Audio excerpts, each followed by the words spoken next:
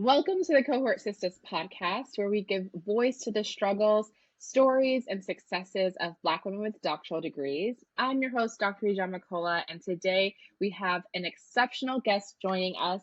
Please join me in welcoming Dr. Janice Gassam Asare, an industrial organizational psychologist, Forbes contributing writer, TEDx speaker, award-winning DEI consultant, one of LinkedIn's top voices in racial equity, and so much more.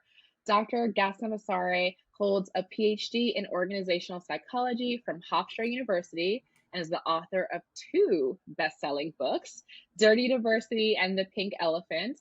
And on top of all of these accomplishments, what I need y'all to understand about Dr. Janice, especially if you're just listening to this interview and not watching it on YouTube, is that she's also Madfly. So you have to Google her right now and peep the drip. I, for one, really appreciate when Black women are professional bosses and also fashion slayers, and kudos to you because you do both. So welcome to the Cohort Sistas podcast, Dr. Janice. Thank you so much, Ijama. I love that. I would have, it's funny you say that. I would have majored in fashion in undergrad if I felt like my dad wouldn't have dragged me to filth if I did, because I love just colors and my mom is like that too. So I think I got it from her. But I love that idea that we have duality and we can be fashion slayers and also quote unquote professional women. Yes, absolutely. That's definitely something that inspires me as a retired influencer. I used to dress up back in the day and now I ain't got time. So I really appreciate folks who still have the energy to put together the looks for the people. So tell us a little bit about yourself. Where are you from? What do you like to do when you're not doing the 17,000 things that Yeah. you do professionally? Like, what are some of your hobbies? Yeah, the question of where I'm from is always a complicated one Mhm. because I grew up moving around a lot. My parents are originally from Cameroon. And so they came here in the 80s and then we moved around because my dad was a professor. So I think that's probably where I got inspired to become an educator because both of my parents were educators. And so we were every 2 years moving around a lot. We even lived in the Middle East for a few years. So I would say the majority of my time was spent in Virginia. So when people ask me this question from a US context, I'm always like, Virginia, in Northern Virginia, we spent a lot of time growing up right outside of DC. And then I went to college in Richmond, Virginia, and then I spent most of my high school in the 757 area, which is like Virginia Beach. So when people ask me that, I'm like, Virginia is my home, or what I consider to be my home, where I became a woman. And when in my free time, I am definitely a YouTube watcher. I have my brother and I share a YouTube premium account, and I love watching YouTube videos. And I feel like I'm more of a visual person. So I go back and forth between podcasts, audiobooks, and YouTube videos. But I feel like with audiobooks and podcasts, sometimes my attention is elsewhere, which is good for when you're driving. But I'm a big YouTube video watcher. And I also love the gym. I feel like it helps me with just my mental health and mental well being and just helps to keep me centered. So I'm hoping as I get older, I'm able to continue to find ways to just move my body. So I would say those are my hobbies. Awesome. Thanks so much for sharing those. It's always important to ground folks. We like to ask people about their hobbies because we are so much more than our LinkedIn profiles and our degrees. So I appreciate you sharing your exercise hobby as well as your YouTube. When you are watching YouTube, do you have a certain kind of genre of videos that you gravitate towards? I feel like I'm always watching Black women commentary channels. So, like the For Harriet channel, Mhm. I really enjoy. And I would say more like left leaning Black women commentary channels.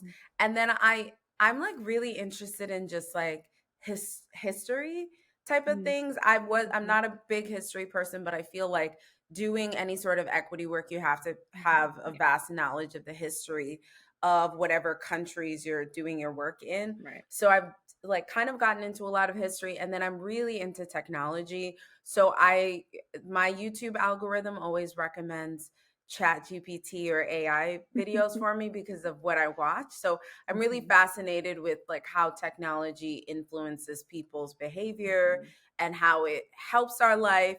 I'm kind of like mhm. one of those people who's a little bit of a conspiracy theorist, and I Okay. love movies like I, Robot, where I'm kind of like the machines are going to take over, but I love technology at the same time. So it's like I those are kind of my genres, like the Mhm. historical, the Black women commentary channels, and then the like technology. Nice. Yeah, there's so much. I feel like there's an overload of like chat GPT info right now. Hmm. But I saw you actually wrote a piece recently about how chat GPT can help in the healthcare field. I don't know if you want to say a little bit about that. Yeah, I'm actually working on it. And it's been forever. I've just been dragging my feet with it.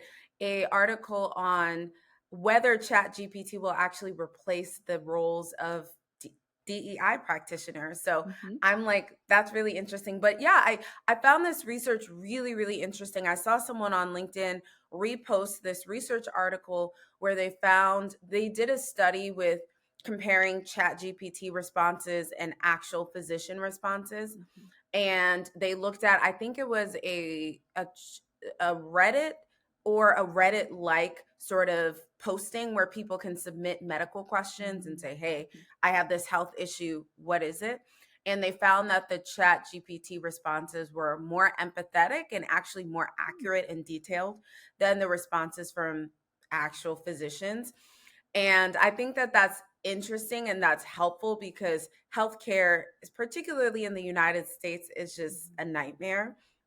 And there's a lot of people that don't have access that they should have because of their socioeconomic status. So I think that even like in the realm of therapy, I think that for people who don't have access to or aren't insured, which is mostly, folks Hmm. from racially underrepresented backgrounds, are largely the ones that are uninsured. I think that Chat GPT will be able to remove some of those systemic barriers. I think people are thinking about it from a position of like the machines becoming smarter than us and Hmm. all of the fears that people have around Right. technology. And I think it's like the fear of the unknown. But I like to think about it as like we're not putting the genie back into the bottle. Like it's the technology's Yeah. here. So how can we use it to make our world a better place? So I Hmm. thought that that was really interesting and great news for people who don't have access to healthcare. Hmm. Very interesting indeed. I'm a chat GPT user who's also very skeptical. And my research is on history of health disparity. So I was like, ooh, this is an interesting take because I'm Ah. always fascinated by the ways in which medical providers, pharmaceutical companies, and then now technology and automated technology, how they shape, define, and reinforce racial health differences and racial health inequities. So I will Mhm. definitely continue to be on the lookout for all things ChatGPT related as it pertains to Black health. But I want to kind Yeah. of go back to your childhood or maybe early years. You mentioned that your dad was a professor. So I would love for you to speak a little bit more about how your inspiration to pursuing a doctoral degree.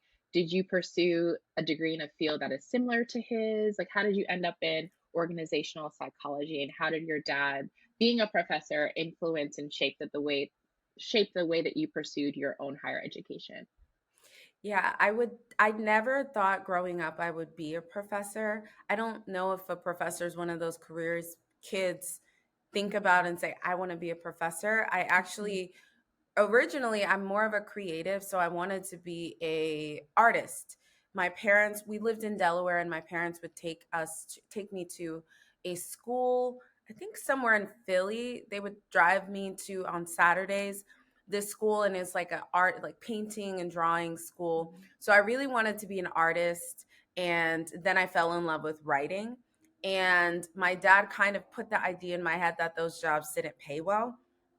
So I was like, as a kid, I was like, well, I don't want a job where I'm going to be struggling. So I kind of like moved into, I thought I was going to be a pediatrician because I loved my pediatrician. He was so nice. And I think like those types of things, when we have really good or really bad experiences as children, it can influence, what we want to pursue. So when I started college, I always knew having parents that were, both really, education is something that's really important to them. I always knew it wasn't a matter of where I was going to go to college. It was just what I would study. And I actually then was like, okay, I'm going to go into pediatric nursing. So I started undergrad as a pre-nursing major. And then at some point, my freshman year, I took a psychology 101 course and I loved it. And ironically, it was the first time I ever had a Black professor or Black teacher. I never had a Black teacher in my K through 12. And then the first Black professor, Professor McCreary, was amazing. And he was so engaging. And I was like, I really like psychology. I've always known I've loved to study people and just observe people. So I went into psychology. I think my dad was a little bit disappointed because he comes from a STEM background. His PhD is in economics and finance. So he taught in business school. So he was a very pro, like, economics and finance person. And my sister, I have an older sister and a younger brother. My sister went to Yale and she ended up studying history. So I think it was kind of like, oh, I have a daughter at an Ivy League, but she's studying a major that seemingly, she uses it and now she works for the State Department and she's doing all of these amazing things. But at that time, it was kind of like my daughter goes to Yale and people would get excited. And then my dad would be like, but she's majoring in history, right? Not the And then but. me, it's like, right? It's like, I could tell that was the feelings. And then for me, it was like, oh, my daughter goes to this no-name school in Virginia, right? Even though it was the largest public university in Virginia. Oh, my daughter goes to this like no-name university in Virginia. Oh, but she's like majoring in psychology, right? And so it was kind of just like, I know my dad was just sort of disappointed in that. And when I was a junior, I took a marketing course and I loved marketing. And I was like, oh, this is so fascinating to figure out how to create campaigns to make people want to buy things. And so I told my dad, and he's like, you should go and get your MBA because marketing is something that you could study. And so I was kind of like, after I graduated, I got my bachelor's in psychology. I was just kind of like working as a bank teller, and I knew I loved to, interact with customers, but I was like, what am I going to do with my degree? And at the time I graduated, it was like during the financial collapse.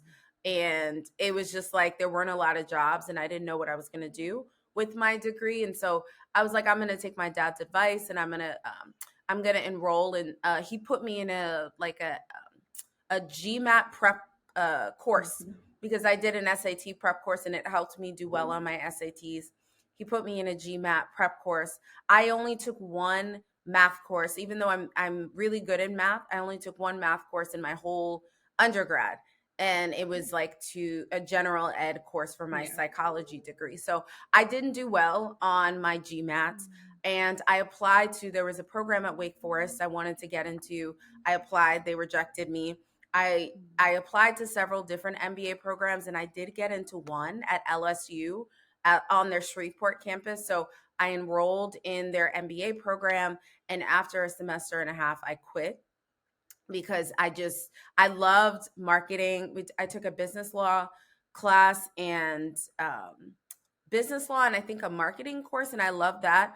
But the accounting really, really was not my thing. And the micro and macroeconomics was also not my thing. And my dad, I was scared of, I think many of us are scared of like disappointing our parents. And I was so scared to tell him it wasn't for me. And I didn't want to seem like a failure, but I called my mom and I just remember crying one day when I was driving back from school. I got my finance test and I think I got a D or I had failed it. And I called my mom and I was like, I'm good at math, but this just isn't my thing. I don't want to do this anymore. And she's like, if you don't want to do it, you don't have to do it. Right. And my mom was always so encouraging to us. Right. She was a stay-at-home mom during our first like 10 years. And then when we were teenagers, she went back to school to get her bachelor's and her master's and eventually her PhD. And so I quit and I started doing research, and I found this industry or this space called industrial organizational psychology. And I was like, oh, it fuses business, which is where I'm coming from, and psychology. So I started doing research, and it so happened that I was living in Louisiana at that time, and the city I was living in Louisiana, that university had an industrial organizational psychology master's program, and it was a kind of like a go as you can program where Mm-hmm. you could take as many courses as you wanted in a semester. So I it was a trimester system. So I actually enrolled and I got accepted and I finished in 1 year. So I was in and out and I was like, "Oh my gosh, I love industrial organizational psychology." And I decided that I wanted to continue, and that's when I pursued my PhD. But after living in that very rural town, if any of the listeners know about Grambling, my dad taught at Grambling, so we were living in Ruston, Louisiana, which is about 5 hours north of New Orleans. It's very rural. It's right outside of, it's in an area called Texarkana.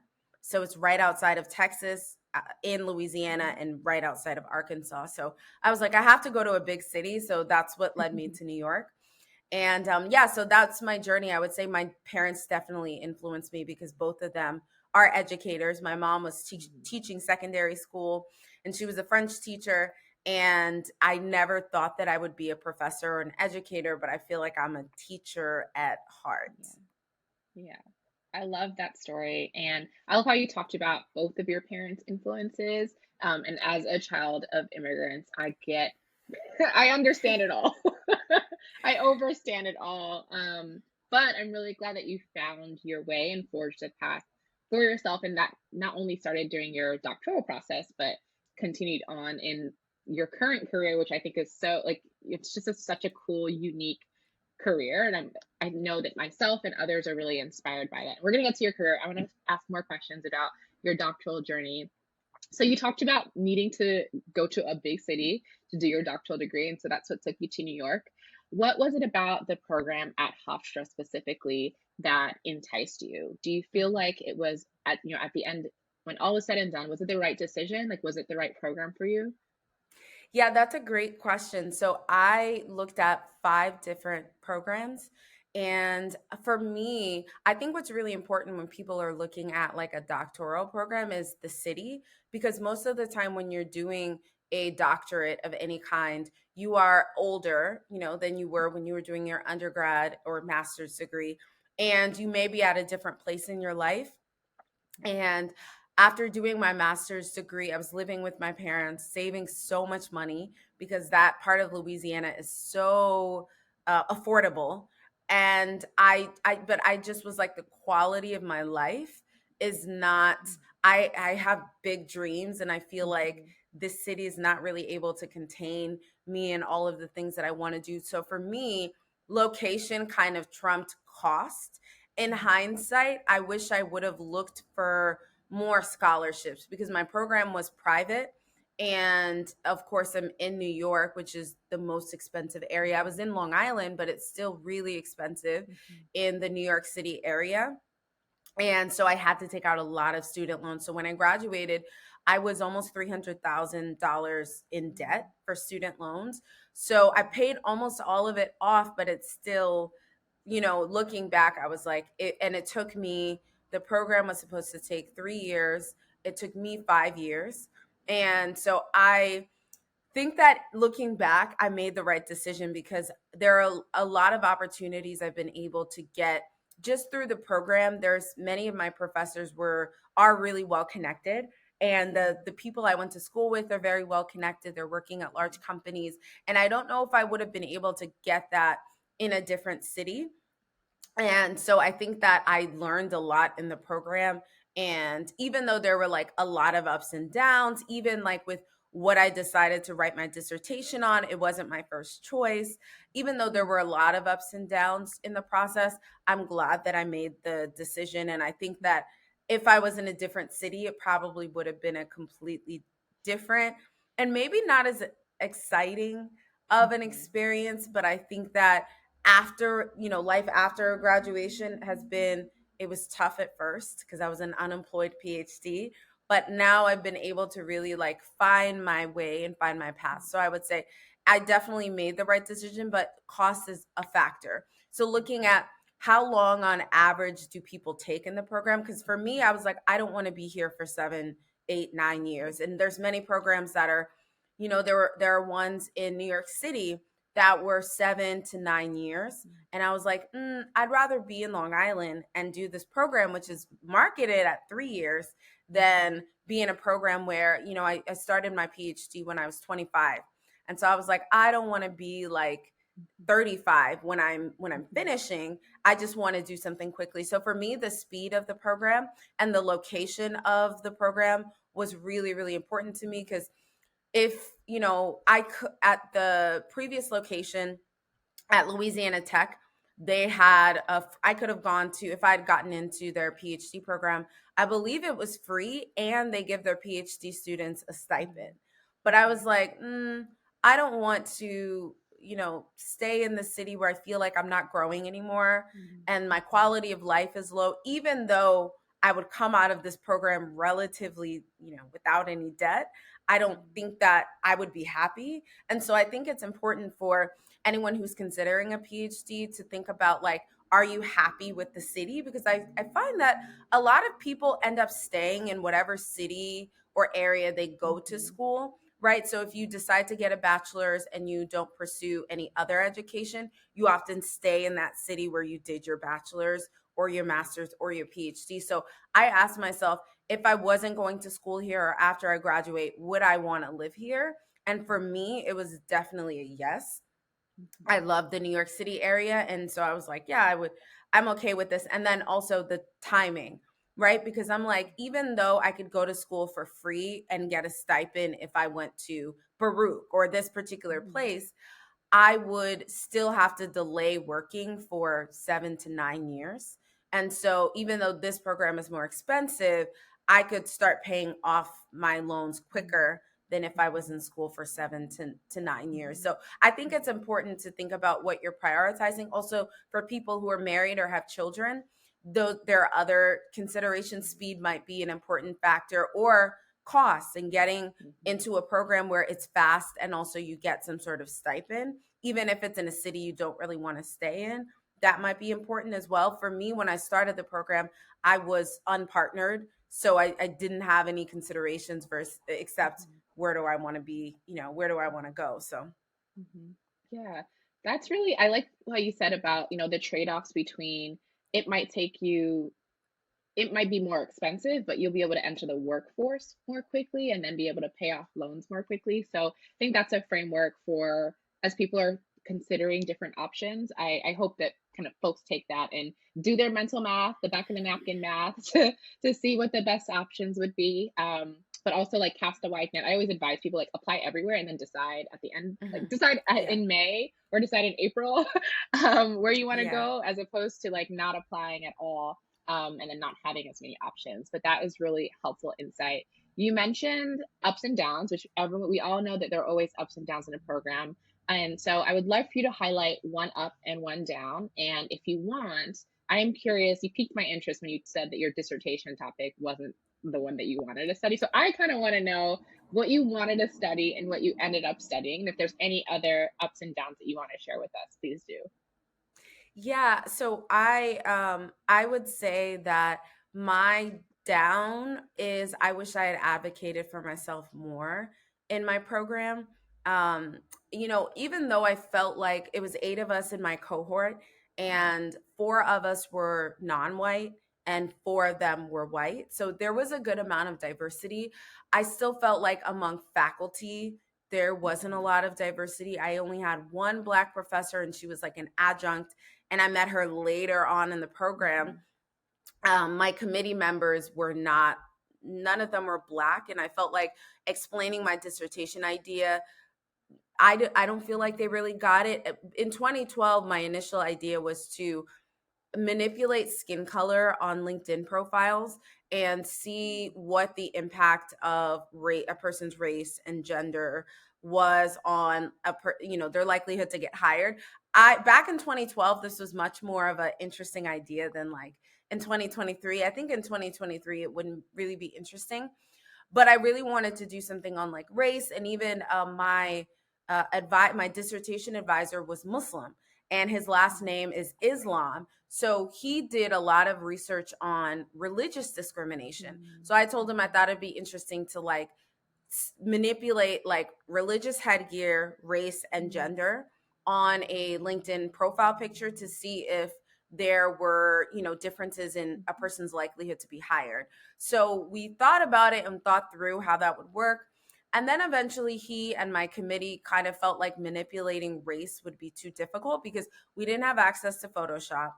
And so it was kind of like, how would we, with the very small budget that each PhD student was given, that needed to be done to actually collect the data, how would we manipulate skin color without having access to like more expensive tools? So he was kind of like, I don't know if this idea will work.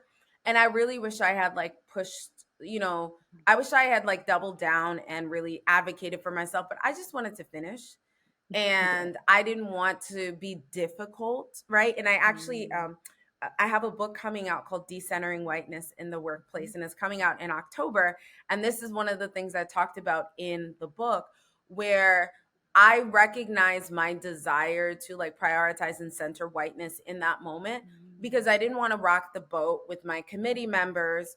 And I didn't want, my topic felt a little more quote unquote radical because it dealt with race. And I was already the only person in my cohort that wanted to do anything related to diversity, equity, and inclusion. So they actually had to, first of all, find me a dissertation advisor from a different university. No professors in my university were interested in diversity, equity, and inclusion. So they said, you have two options. We can pair you with a professor who doesn't focus on this, and you would just do your dissertation on an unrelated topic, or we could pair you with a former Hofstra student who works at a different university, but he's still affiliated. We still have a relationship with him and he can be your advisor. So you could do diversity, equity, and inclusion research with him. And I was like, oh, of course, I'll go with him. But there were a lot of challenges because he wasn't as accessible as like a professor who was in the university, right?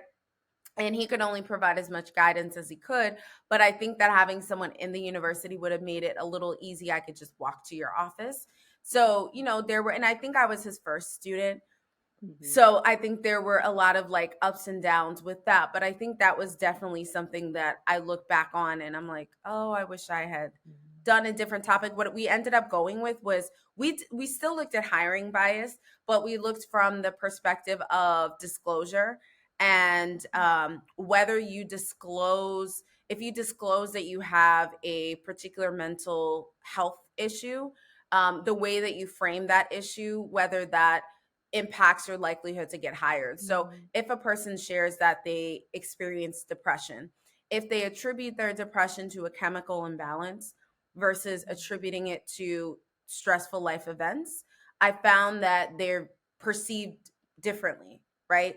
Then, so I looked at like, when you have a gap in your resume and you say, well, I experienced depression and it was because of this, whether that impacted your likelihood to get hired. And then also like looking at employment gaps, I was manipulating employment gaps to see whether like a 3-year gap had the same impact as a 1-year gap, I think, and I looked at a 5-year gap.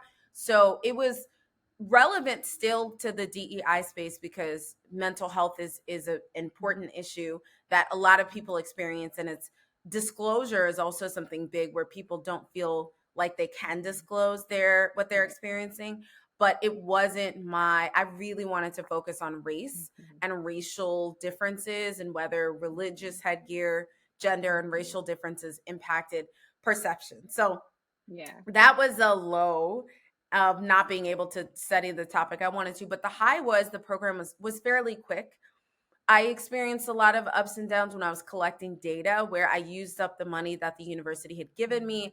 And actually, like I used Amazon has like a set of like data that you can use called their Mechanical Turk. So it's fairly inexpensive. It's like just professional survey takers. So you can pay them 50 cents or 25 cents to take your survey and collect data that way. And I had use the money that the university had given me, which was maybe like $1,000 or $1,500. And there was an issue when I input the data into Amazon. So I collected the wrong set of data. And then Oh. I was panicking because I'm like a broke PhD student and I've used up all of the money now. I don't even think I had like credit cards back then. So I remember Mm, telling my partner, I was like, oh my gosh, I need money to like redo the study. And my partner was like, okay, I'll help you. But it was just like, it was a tough situation because the mhm, university was like, this is all the money you get. I don't think at that mm, time I was working. I think I just had student loans.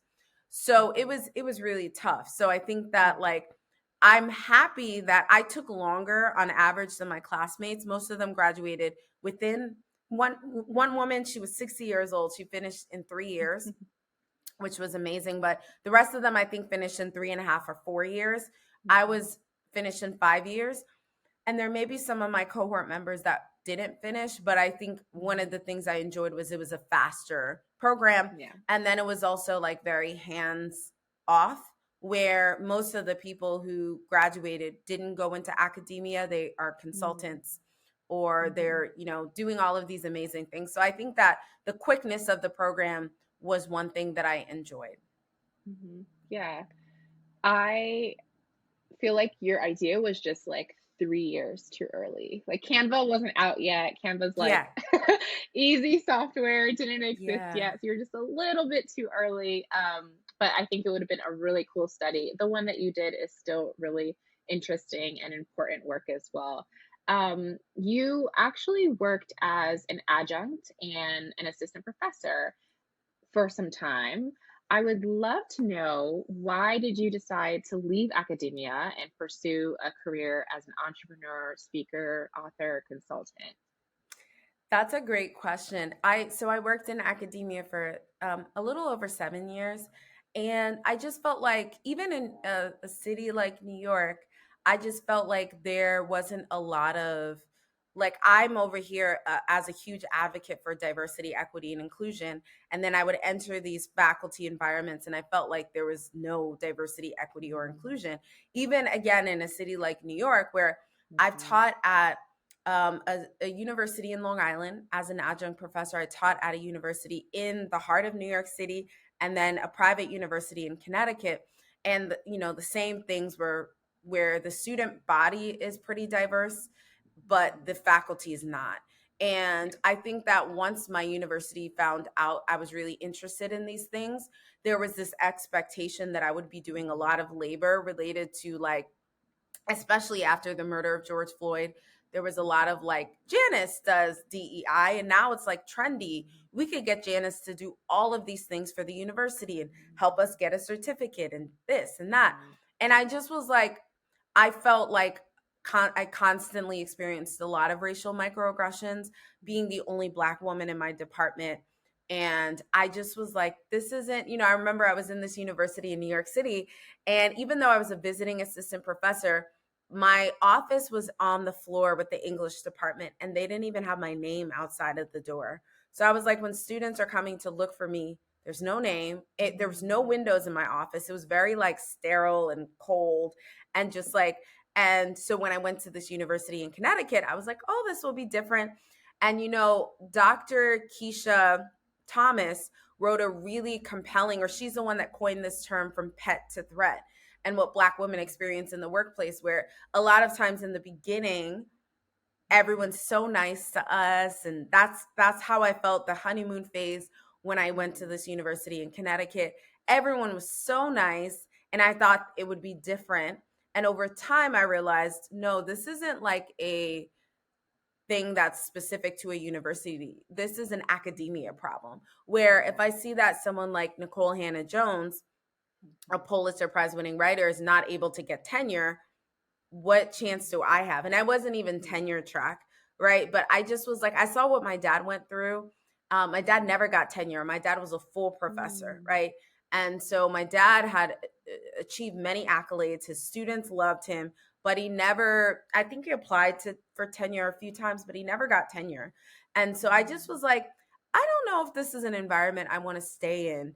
And in 2018, I started my consultancy, And things started to pick up, of course, in 2020 when companies realized, oh, we don't even know what anti-racism is. So I felt like rather than dividing my energy in between the university where I'm stressed out, I'm overwhelmed, I'm constantly experiencing micro and macro aggressions, I could just pour everything into my consultancy. So rather than trying to juggle both of them, I just was like, it's been almost a year actually. Next month makes a year since I left.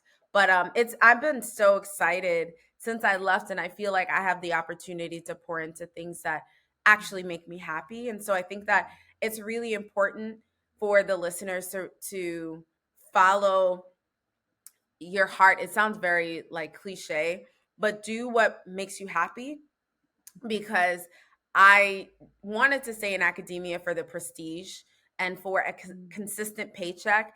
And it's nice to say, oh, I'm like a six-figure professor, because I know that in a lot of contexts, professors don't make six figures. So I was able to say, oh, I'm making all of this money. I have great insurance. I have a constant paycheck. But I just was thinking about how stressful that job was. And I was like, I could not see this being sustainable in the future if I'm feeling so stressed out and I don't have as much time to pour into my business. So I think that at some point I knew in 2020 I had to start like saving up money and making my escape. So I think if anyone feels like this who's watching, saving up as much money as possible, like 6 to 12 months of expenses, so that you can eventually make your escape, because leaving to go to another job is actually one of the best ways to increase your salary as well. So I know a lot of people who feel like if they're being paid unfairly or less than their counterparts, finding another job in another company is one of your best bets if you want a jump in your salary. Yes, thank you for sharing that.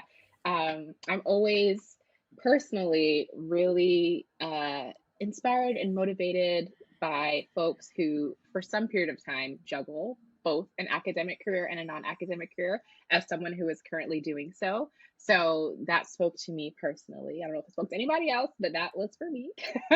And now I want to talk a little bit about your consultancy work. I know that we're coming up on time. So this is the last question that I have before we get into our final advice questions. So as a consultant, you've worked with big names like Google, Amazon, H&M.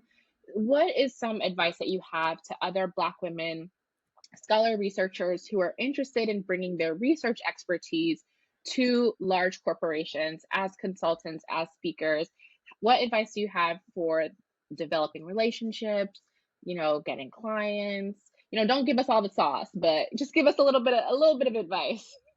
I always love to give all the sauce because I'm not a gatekeeper, and I believe it's important to share information. And I also don't have like a scarcity mindset where I think it's really important to share with others what I've learned, because I felt like when I started, even though it was just 5 years ago when I started my consultancy, I didn't really feel like people were willing to share information. So I think the number one thing that has helped me is LinkedIn. I would say definitely for any Black women researchers or practitioners who are hoping to start a business or who have businesses and they want to work with clients, is LinkedIn has helped me immensely. When I defended my dissertation in 2017, I was like, I'm going to get on LinkedIn more and just connecting with people. I think, there's so many opportunities on LinkedIn, and you have the ability to create and develop like or cultivate communities. And I think it's important to start sharing the work that you do, because the way that I started getting speaking engagements was just sharing that this is something that's important and interesting to me, right? And so prior to 2020, I feel like many of my friends and family and people that were connected with me knew that I do this thing. They're like, Janice does diversity in the workplace. I know when I think about this, I think of Janice because I see she's always posting about it, or I see she's always talking about it. So I think even things that you think may be mundane, there's an audience of people who are interested in it, right? So like if you just started getting into bike riding and you put on a helmet and realize the helmet doesn't fit your hair. That's something that is interesting to share on LinkedIn, where it's like, hey, I purchased this helmet and it wasn't created with people with different hairstyles or a diversity of hairstyles in mind, right? I talk a lot on LinkedIn about hair discrimination and my experiences with my hair, and how when I got this particular hairstyle, I was thinking about the Little Mermaid, and how these, even though these are faux locks, Holly and Chloe have real locks. And so I was thinking, ooh, I love this idea of just like mermaid hair. And I posted about it and said, oh, my mermaid hair, I'm trying to support and rep for the Little Mermaid. And so, like, things that you think maybe are mundane or aren't interesting, I think there's an audience of people that needs and wants to hear that on LinkedIn. So I would definitely say sharing your work on LinkedIn. If you're not a writer, I love to write. So I would say creating articles and even newsletters on LinkedIn. But if you're not a writer, sharing a picture, sharing a video. What I do is I actually have a folder on my phone of TikToks that are interesting that I stumble across. And when I want to post something on LinkedIn and I'm like, I don't know what I want to post today, I might look through that folder and share a TikTok that I saw that I found to be interesting, and it's a good way to stimulate conversation. And I think that there's multiple ways that you can do that. If you're not a writer, you could post videos. If you enjoy videos, you could post 30-second videos of like, what's one tip that is important to know in your field or in your space, and doing that. And I think what will really help you to get in front of the clients that need what you're offering is the consistency. So even if you feel like no one engaged with the post, there's people that are seeing it.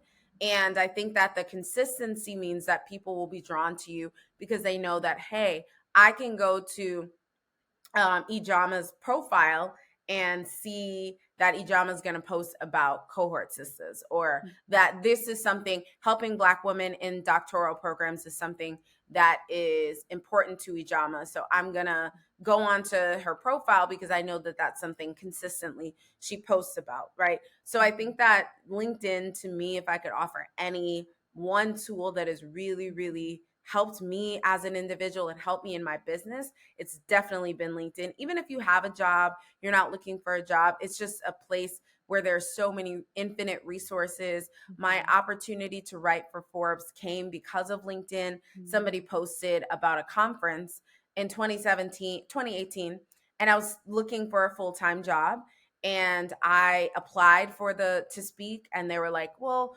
we decline your proposal to speak individually, but we want you on a panel with other diversity and inclusion practitioners. So I said, okay. It was unpaid. And I went there, I spoke about my experiences, and then there was actually an editor from Forbes in the audience. And the next few days, she emailed me and said, hey, we're looking to get more writers. Do you do any writing? And I was like, oh my gosh, yes, I love to write. There's no way she could have known that because I didn't talk about writing when I was on the stage. But then I went and I shared, she's like, I need to see samples of your writing. The only thing I had beside my 100+ page dissertation was a few articles I had written on LinkedIn.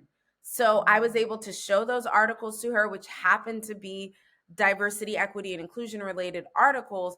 And she was like, okay, these are perfect.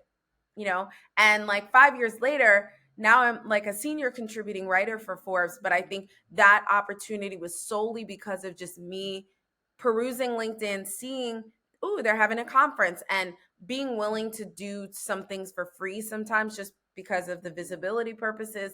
And that turned into a really big opportunity. So I would say LinkedIn, get on LinkedIn, really start engaging on LinkedIn. I actually prefer it more than all of the other platforms because I think the Instagram algorithm is changing a lot. Twitter is what Twitter is, but I think LinkedIn is a really great place to build community. Yeah, really, really good advice. No notes, no notes whatsoever. So, as we wrap up, we have two final questions that we ask all of our guests. The first one is, what is one thing that you would do differently, if any, during your doctoral degree? And I know that you sort of touched on this earlier, but I don't know if you want to share something different. Yeah, what's one thing you do differently if you had to do it again? I would definitely have, advocated for myself so I could do the topic that I really, really wanted to focus on. And I would have tried to look for scholarships, right? I didn't really think about scholarships. I would have definitely tried to. And then I would have used my money better. I think I was like, especially in my master's program, I was like using my student loans for like fun things, to travel, to do this, to do that. So I wasn't as responsible with my money and with my student loans. And now that I'm out and I see, oh my gosh, like I had, when I came out, $300,000 worth of loans. I think I could have done a better job of looking for scholarships, trying to save money in different ways, but also really advocating for myself while I was in the program and making sure that my desires were heard versus just sort of being scared to speak up. Yeah, that's so important. And then what is one piece of advice that you have for prospective or current Black women or non-binary doctoral students? Find your community. When I was doing in my doctoral program, I didn't have a community of Black women that I could go to. One of my close friends started her PhD program a year or two after me. So I had her that I could go to, but I didn't have like a community of Black women that I could go to. And I think now there is, I follow Black women PhDs on Instagram, and there is the Cohort Sistas podcast, and there's all of these resources where you can come together with other Black women who've already done it to ask for advice and guidance. I didn't have that. And so I would say really, really finding that community online or in person of folks who can help you or you can, listen to get guidance from is so important, because it reminds you that you're not the only one that's going through this. You're not alone. And then people can offer you advice for how they navigated the same situations that you're currently experiencing. Yeah, great advice. We would love to have you join us in the Cohort Sistas community. We're actually relaunching. Well, by the time this goes live, we'll have relaunched our community on a new mobile app. So we'll definitely send you the info there as well. Yes. Thank you so much, Dr. Janice, for sharing your journey, your inspiration, and the ups and downs of your doctoral degree, as well as the amazing work that you're currently doing on workplace diversity and the importance of DEI in the workplace and in society at large. We really appreciate your time with us on the podcast today. Thank you so much, Ijama. I look forward to being in community, continuing to be in community with you, and I hope that the listeners really enjoyed this episode.